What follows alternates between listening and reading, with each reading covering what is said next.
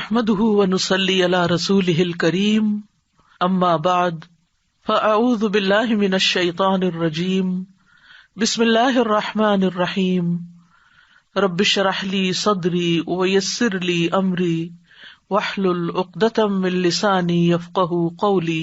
سورۃ یاسین نحمده ونصلي على رسوله الكريم اما بعد فاعوذ بالله من الشيطان الرجيم بسم الله الرحمن الرحيم یاسین والقرآن الحکیم انك لمن المرسلین علی صراط مستقیم تنزیل العزیز الرحیم لتنذر قوما ما انذر آباؤهم فهم غافلون لقد حق القول على أكثرهم فهم لا يؤمنون إنا جعلنا في أعناقهم أغلالا فهي إلى الأذقان فهم مقمحون وجعلنا من بين أيديهم سدا ومن خلفهم سدا فأغشيناهم فهم لا يبصرون وسواء عليهم أأنذرتهم أم لم تنذرهم لا يؤمنون إنما تنذر من اتبع الذكر وخشي الرحمن بالغيب فبشره بمغفرة وأجر كريم إنا نحن نحيي الموتى ونكتب ما قدموا وآثارهم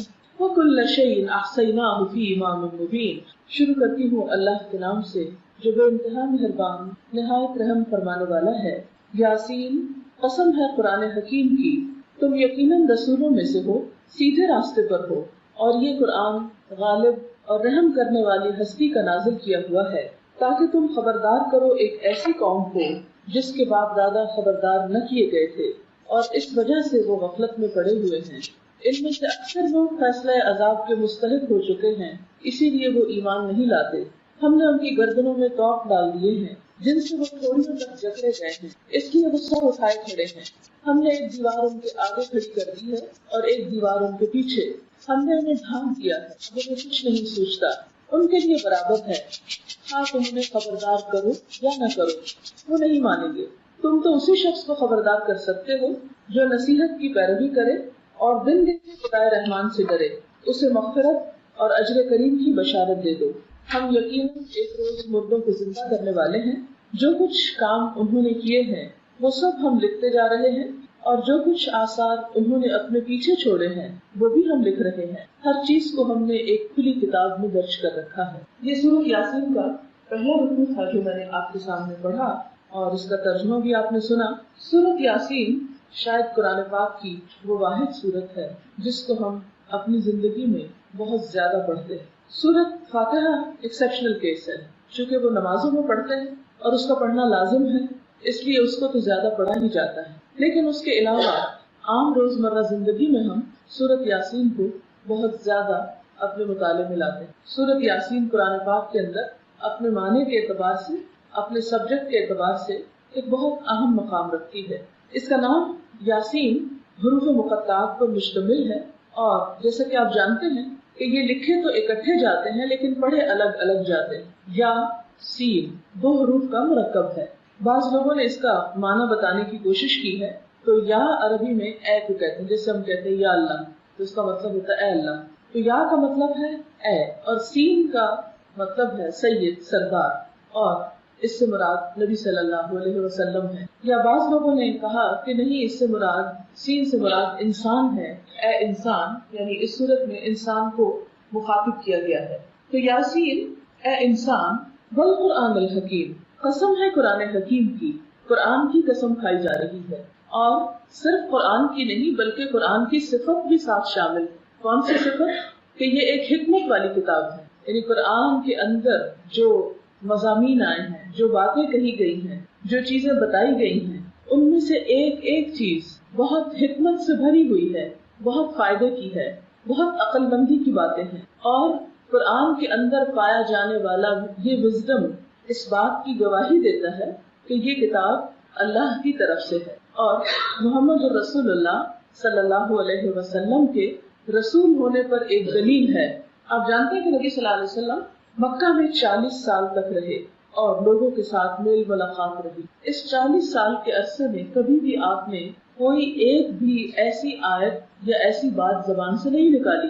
یکایک 40 سال کے بعد آپ نے ایسا کلام سنانا شروع کیا جو اس سے پہلے کبھی کسی کی اپروچ میں ہی نہیں تھا، کبھی کسی نے اس کے بارے میں سوچا ہی نہیں تھا کہ نہ یہ شعر ہے اور نہ یہ نثر ہے. اگر آپ اس کو ایک پروز کہیں تو یہ پروز پہ پورا نہیں اترتا، اور اگر آپ اس کو شعر کہیں تو یہ پراپر جس طرح شعر ہوتے ہیں وہ بھی نہیں. تو لوگ اس بات پر حیران بھی تھے، پریشان بھی تھے کہ یہ کیا چیز ہے. لیکن دوسری طرف وہ حضور اکرم صلی اللہ علیہ وسلم کو نبی ماننے کے لیے بھی تیار نہ تھے. وہ یہ کہتے تھے کہ ایک شخص جو ہم ہی میں سے ہے، ہم کیسے مان لیں کہ ایک فرشتہ اس کے پاس آتا ہے اور وہ اللہ کا نبی ہو گیا ہے. اور اس میں کچھ ان کی انا بھی شامل تھی، تکبر بھی شامل تھا. ظاہر ہے کسی کو نبی ماننا اس کی بڑائی کو ماننا ہے، اور کسی دوسرے انسان کی بڑائی کو مان لینا یہ انسان کی اپنی شکست کو بعض اوقات تسلیم کرنے کے برابر ہوتا ہے. تو جو متکبر لوگ ہوتے ہیں، تکبر پسند کرنے والے، خود پسند لوگ، انا کے شکاری، وہ لوگ کبھی بھی کسی کے پاس خیر اور بھلائی کو تسلیم نہیں کرتے، اس کا اعتراف نہیں کرتے، اس کو مانتے نہیں. اور اس طرح بسا اوقات وہ ایک اچھی چیز سے، ایک اچھی خیر سے محروم بھی ہو جاتے ہیں. بہرحال جب لوگوں نے آپ کا انکار کیا تو اللہ تعالیٰ نے قرآن پاک کو گواہ بنایا کہ دیکھو یہ کتاب بتاتی ہے کہ یہ شخص ایک سچا رسول ہے، کیونکہ اس کتاب کے علاوہ اپنی عام روزمرہ زندگی میں جو گفتگو وہ کرتا ہے وہ بھی اس سے بالکل مختلف ہوتی. ابھی آپ احادیث اگر پڑھیں تو آپ دیکھیں گے کہ احادیث جو حضور صلی اللہ علیہ وسلم کا اپنا کلام ہے وہ بالکل مختلف ہے، اگرچہ اس میں بھی بڑی حکمت کی باتیں ہیں، بہت اچھی اچھی نصیحتیں ہیں، بہت خوبصورت سینگز ہیں آپ کی، لیکن پھر بھی وہ اپنے زبان کے اعتبار سے، اپنے لینگویج کے سٹائل کے اعتبار سے قرآن سے بالکل مختلف ہے. بعض اوقات ایک ہی آیت کی تفسیر ہوتی ہے ایک حدیث، لیکن حدیث کے الفاظ میں وہ چیز نہیں ہوتی جو قرآن کے الفاظ میں ہوتی. تو انکار کرنے والوں کو یہ دلیل دی جا رہی ہے کہ دیکھو اس قرآن کے الفاظ پر، اس کی حکمت کے اوپر، اس کے معنی کے اوپر غور کرو تو تمہیں خود ہی اس بات کی دلیل مل جائے گی کہ محمد رسول اللہ صلی اللہ علیہ وسلم ایک سچے رسول ہیں. اِنَّكَ لَمِنَ الْمُرْسَلِينَ عَلَىٰ صِرَاطٍ مُسْتَقِيمٍ، اور سیدھے راستے پر ہیں. وہ لوگوں کو صحیح راستے کی رہنمائی کر رہے ہیں اور خود بھی اس کو فالو کر رہے ہیں. تنزیل العزیز الرحیم، یہ قرآن ایک ایسی ہستی نے بھیجا ہے جو بہت زبردست ہے، بہت قوت والی ہے، اور دوسری طرف رحم کرنے والی بھی ہے. یعنی اگر کوئی شخص اس کی نافرمانی کرے تو اس کو پکڑ بھی سکتا ہے، یعنی اللہ تعالیٰ، اور دوسری طرف انسان کے گناہوں کے باوجود اس کو مہلت دیتا ہے تاکہ شاید انسان کبھی پلٹ آئے. اور یہ قرآن بھیجا کیوں گیا؟ قرآن حکیم کی قسم کھا کے بتایا جا رہا ہے کہ یہ کیوں آیا ہے، یہ کتاب کس لیے آئی ہے. لِتُنذِرَ قَوْمًا مَّا أُنذِرَ آبَاؤُهُمْ، تاکہ تم ایسے لوگوں کو خبردار کرو، بتاؤ کہ جن کے باپ دادا کو بتایا نہیں گیا تھا. اور آپ دیکھیں کہ ہر جنریشن میں یہ بات کتنی سچی ہے کہ تم اس جنریشن کو اس کتاب کی طرف لاؤ، کیونکہ ان کے آباء و اجداد اس سے دور رہے، لہٰذا وہ ہدایت سے بہت دور ہو گئے. فَهُمْ غَافِلُونَ، تو وہ غفلت میں پڑ گئے. تو اس سے یہ پتہ چلتا ہے کہ اسلام کسی وراثت کا نام نہیں. مسلمان ہونا صرف ورثے میں نہیں ملا کرتا. کسی کے گھر پیدا ہو جانے سے کوئی شخص صرف مسلمان نہیں بن جایا کرتا. مسلمان بننے کے لیے ہر شخص کو انڈیویجول ایفرٹ کی ضرورت ہے.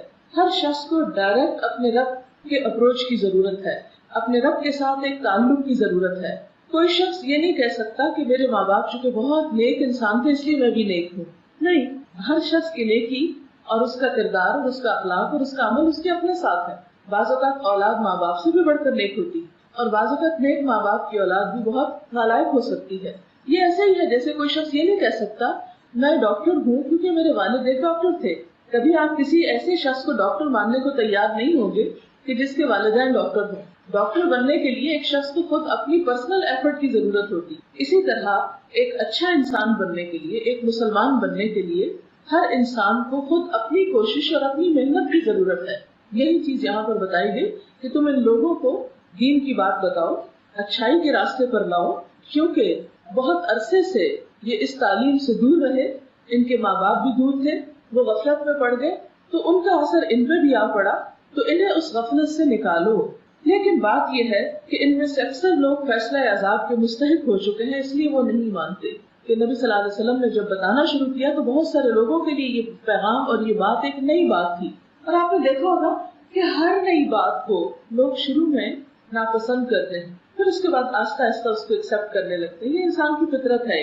مثلاً آپ دیکھیں کہ ایک چھوٹے بچے کو ایک ماں پہلی دفعہ مرچوں والا سالن کھلاتی ہے تو وہ اس پر منہ بناتا ہے اور اس کو تھوک ڈالتا ہے اور اس کو نہیں کھانا چاہتا. لیکن تھوڑا تھوڑا چکھاتے چکھاتے ایک دن ایسا آتا ہے کہ اس کا مرچوں کے بغیر کھانے کا دل نہیں چاہتا. بالکل اسی طرح کوئی بھی نئی فوڈ جب ہم ٹرائی کرتے ہیں تو وہ تھوڑی سی اجنبی لگتی ہے. بعض اوقات اس کا ٹیسٹ، اس کی خوشبو اچھی نہیں لگتی. آپ نے زیتون کے بہت فائدے سنے ہوں گے.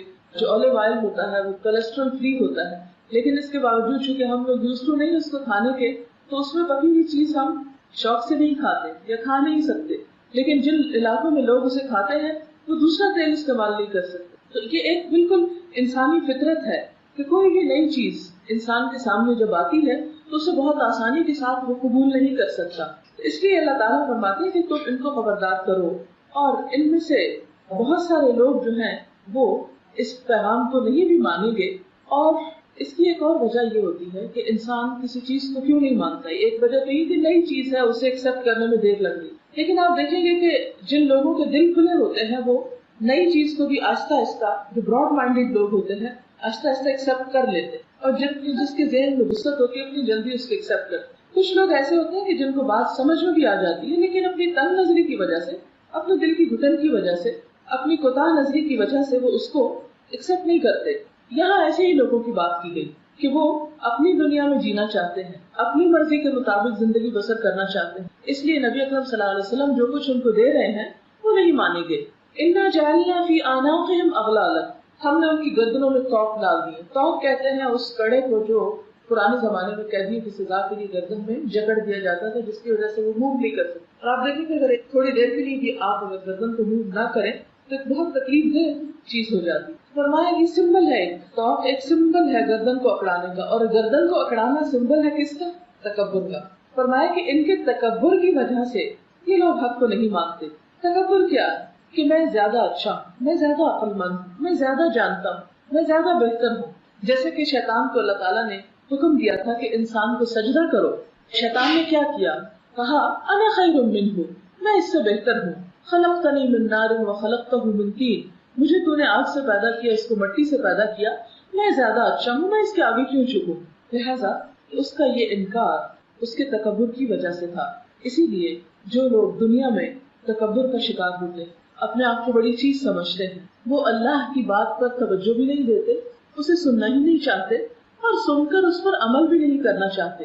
کیونکہ بسا اوقات تکبر کی وجہ سے وہ قبول نہیں کرتے، اور بسا اوقات اس لیے قبول نہیں کرتے کہ پھر اسے قبول کر کے انہیں اپنی کچھ عادتوں کو چھوڑنا پڑتا. اور وہ سمجھتے ہیں کہ ان چیزوں کو چھوڑنے سے ان کی وہ شان و شوکت میں شاید کچھ کمی آ جائے، اس لیے وہ بات ماننے سے انکار کرتے ہیں. پھر فرمایا وَجَعَلْنَا مِن بَيْنِ أَيْدِيهِمْ سَدًّا، ہم نے ایک دیوار ان کے آگے کھڑی کر دی.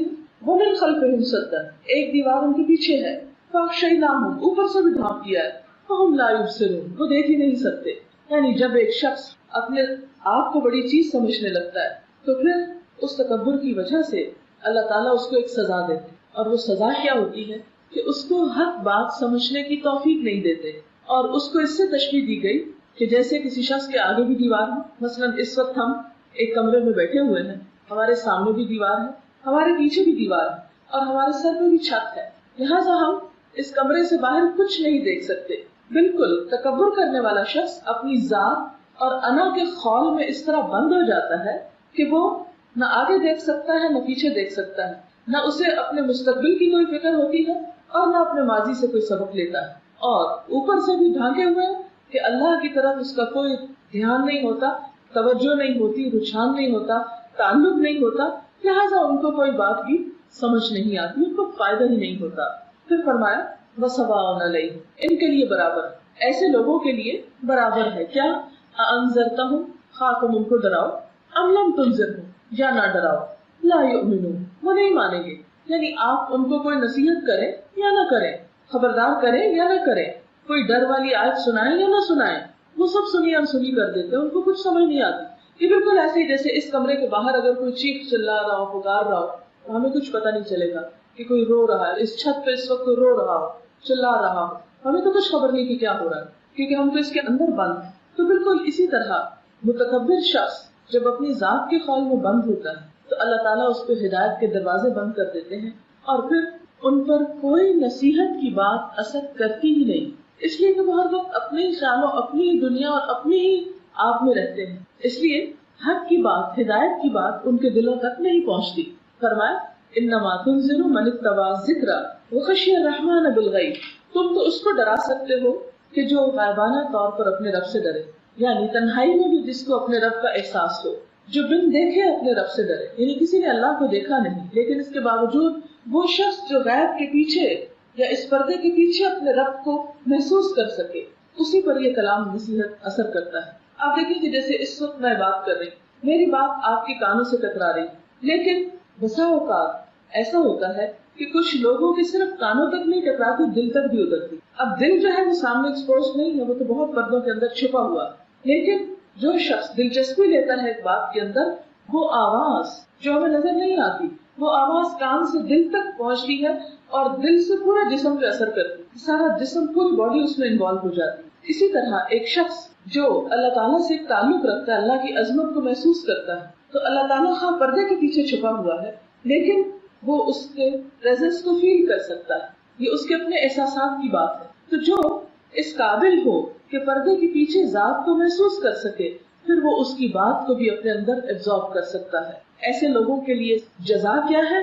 فبشرہ بمغفرۃ، آپ انہیں بخشش کی خوشخبری دیں کہ اللہ تعالیٰ ان کے گناہوں کو معاف فرما دیں گے، وہ اجر کریم، اور بہت باعزت اجر کی، یعنی انہیں جزا ملے گی، انعام ملے گا لیکن بہت عزت کے ساتھ۔ انا نحن نحیی الموتى، بے شک ہم زندہ کریں گے مردوں کو، ونکتب ما قدموا، اور ہم لکھ رہے ہیں جو وہ آگے بھیجتے ہیں، وآثارہم، اور ان کے آثار، وکل شیء احصیناہ فی امام مبین، اور ہر چیز کو ہم نے ایک کھلی کتاب میں لکھ رکھا ہے۔ یہاں پر انسان کو ایک بہت بڑی حقیقت کی طرف توجہ دلائی گئی، اور وہ حقیقت کیا ہے کہ اے انسان، اس بات کو کبھی نہ بھولنا کہ تجھے مرنے کے بعد پھر زندہ ہونا، سونے کے بعد پھر جاگنا۔ ایک بہت بڑی حقیقت ہے جس کا ہم ہر روز مشاہدہ کرتے ہیں، ہر روز ہم خود ایکسپیرینس کرتے ہیں کہ ہم دن کے کام کاج کے بعد تھک جاتے ہیں، پھر ہم سو جاتے ہیں۔ سونے کے بعد ہم سن نہیں سکتے، دیکھ نہیں سکتے،